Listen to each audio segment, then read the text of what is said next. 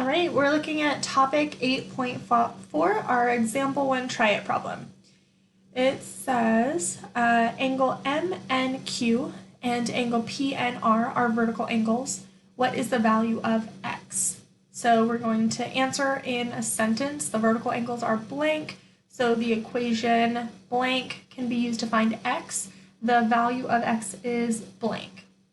So we know that vertical angles are actually equal. So I'm going to plug that in right here. Vertical angles are equal.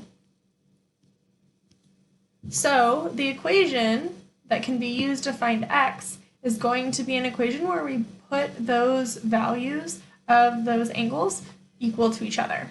So 3x minus 6, that quantity needs to be equal to 114. So that's our equation that we can use.